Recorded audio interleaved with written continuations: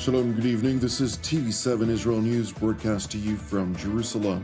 And in today's top stories, Israel pledges to fight on to ensure that the atrocities committed on October 7th will never reoccur.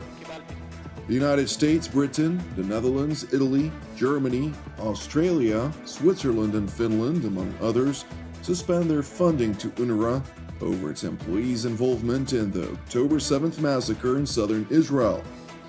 An Iraqi-Iranian proxy claims responsibility for killing 3 American service members and wounding at least 35 others in an attack on a U.S. base in Jordan. Israel continues to unyieldingly fight against terror elements in the Hamas-plagued Gaza Strip, while regional Iran-instigated tensions are evidently escalating. Earlier today, at the entrance to Rambam Hospital in the northern Israeli city of Haifa, an IDF soldier sustained severe injuries when an Islamist terrorist deliberately rammed his vehicle into the soldier before disembarking from his car and rushing toward another group of IDF troops, wielding an axe, before getting himself eliminated by forces at the scene. לפני זמן קצר, אירוע של פיגוע בכניסה לשערי בית החולים רמב"ם, בהחלט חריג. תוך דקות ספורות הגיע אלינו בחור צעיר, פצוע קשה, כרגע עדיין מטופל בחדר המיון שלנו, בחדר הלם, נראה כמו פציעות בכל הגפיים. כרגע הורדם והונשם, יעבור בהמשך סדרת ניתוחים. הכניסה לבית החולים נחסמה ברכבים בשלב הזה, ברגעים אלה אנחנו מפנים את זה. כרגע רק רכבי ההצלה נכנסים, ברגע לאחר בידוק עדיין אפשר להגיע לבית החולים. בית החולים יחזור במהרה לפעולתו הרגילה. Meanwhile, Israeli Prime Minister Benjamin Netanyahu stressed that Jerusalem is no alternative to achieving the war objectives, which it clearly articulated since the IDF's ground maneuver was launched into the Gaza Strip. הניצחון המוחץ שלנו יותר חשוב מהכל. תמשיכו לפעול בכל הכוח כדי שניצחוננו יהיה כמה שיותר מוחץ. אלה המילים האחרונות שכתב הלוחם הגיבור אלקנה ויזל, זיכרונו לברכה. אלקנה היה אב ל4 ילדים, לוחם במילואים. הוא נפל בגבורה השבוע בקרבות בעזה על הגנת המדינה שלנו. בשבוע הקשה הזה, שבו איבדנו לוחמים גיבורים, אני חוזר בפניכם, אזרחי ישראל, על המחויבות שלנו למלא את צוואתם ולהשיג את כל יעדי המלחמה. לחסל את החמאס, להשיב את כל חטופינו ולהבטיח שעזה לא תהיה עוד איום על ישראל. While IDF forces continue to push ahead in the field, Prime Minister Netanyahu unveiled Jerusalem's intentions to ratchet up Israel's defense industry that will aim to diminish foreign pressures from limiting Israel's freedom of operations.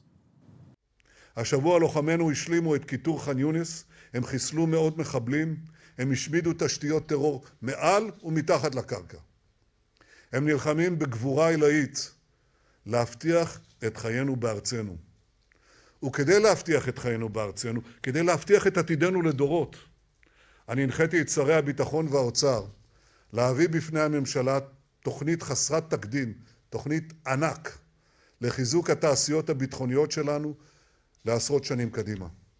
אנחנו נעשה זאת בהשקעה עצומה, ואנחנו נעשה זאת כדי להבטיח את העצמאות הביטחונית וחופש הפעולה שלנו.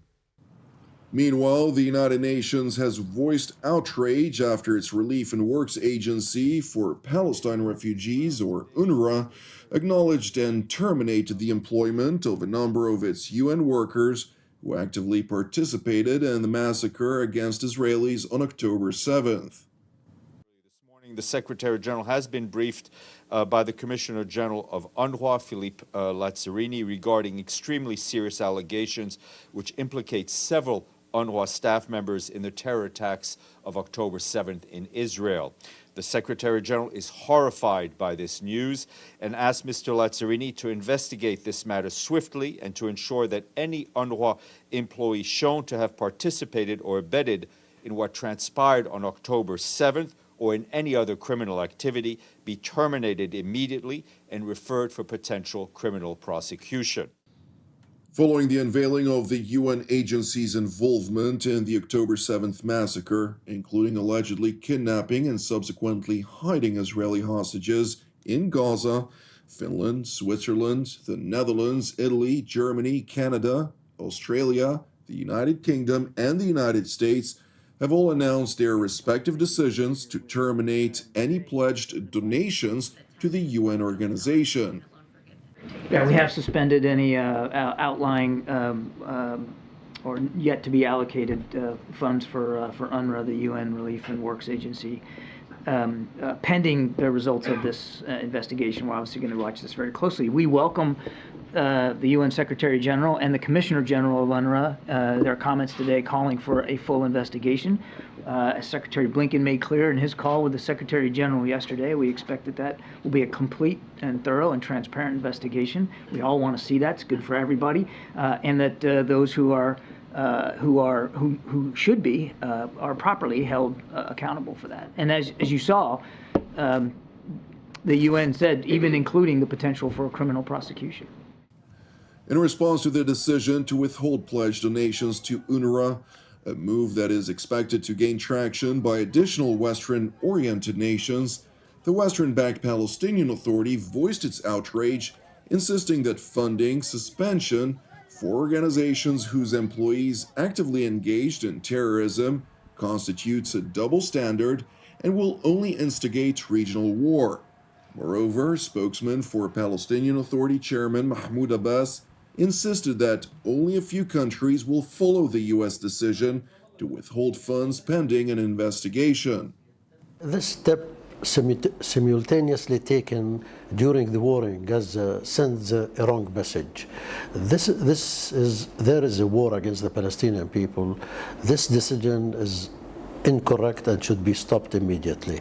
We urge all these countries to repay the UNRWA because it's a humanitarian issue. Meanwhile, in the Gulf of Aden, the Iranian proxy Ansar Allah in Yemen claimed responsibility for yet another missile attack against a commercial vessel. وضمن الرد على العدوان الأمريكي البريطاني على بلدنا نفذت القوات البحرية في القوات المسلحة اليمنية وبعون الله تعالى عملية استهداف لسفينة نفطية بريطانية مارلين لواندا في خليج عدن بعدد من الصواريخ البحرية المناسبة، وكانت الإصابة مباشرة ما أدى إلى احتراقها بفضل الله. The Houthi attack sparked a blaze on board the commercial vessel, which after an Indian warship intervened, it was successfully subdued. So I really thank Indian warship INS Vishakhapatnam. They have done a really tremendous job. We had actually lost the hope that we won't be able to fight this fire, but these guys were really tough. U.S. Secretary of the Navy Carlos del Toro, during an interview, was asked to provide an assessment as to how long we should expect the blatant Houthi attacks against maritime shipping to persist. Well, to your first question, I think perhaps we should ask Iran that question, right? They continue to support Houthis financially and with weapons capabilities as well, too, as discovered by the Dow that we were able to interdict in the Red Sea, where we lost 2 Special Forces Navy SEALs. So perhaps we should ask them for how long this will continue. My hope and expectation is that it will not continue indefinitely, and that we'll be able to go back to peacetime operations in the Red Sea and allow all this shipping to proceed peacefully. While the Biden administration continues to make every effort to secure a diplomatic solution as part of its policy of containment, the Iranian proxy in Iraq have claimed responsibility for a drone strike that targeted a U.S. base in the Hashemite Kingdom of Jordan, killing 3 American service members and wounding at least over 35 others. I want to point out that we had a tough day last night in the Middle East. We lost 3 brave souls in an attack on one of our bases. Yes. And I'd ask you for a moment of silence for all 3 of those fallen soldiers. Jesus.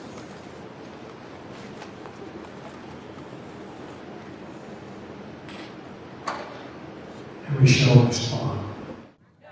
Fearing looming retribution, Iran's foreign ministry sought to distance itself from the deadly attack despite its evident role. گروه‌های مقاومت در منطقه در تصمیمات و اقدامات خود از جمهوری اسلامی ایران دستور نمیگیرند و جمهوری اسلامی ایران ضمن اینکه از توسعه درگیری در منطقه استقبال نمی‌کند، اما در تصمیمات گروه‌های مقاومت برای نحوه حمایت از ملت فلسطین و یا دفاع از خود و مردم کشورشان در برابر هر گونه تجاوز و اشغالگری دخالتی ندارد. Thank you for watching TV7 Israel News. I'd like to encourage you, pray for the peace of Jerusalem and salvation of Israel. Moreover, it is important to highlight that TV7 Israel is a donation-based non-profit ministry with all of our productions available free of charge. Therefore, if you're blessed by our daily updates and would like to help us bear the costs, please consider making a donation. You can do so by visiting our website www.tv7israelnews.com. I'm Jonathan Hessen, wishing you a Shavuot Tov u'Mevorach, and God willing, we'll see you during our upcoming TV7 Israel updates. Until then, Shalom from Jerusalem.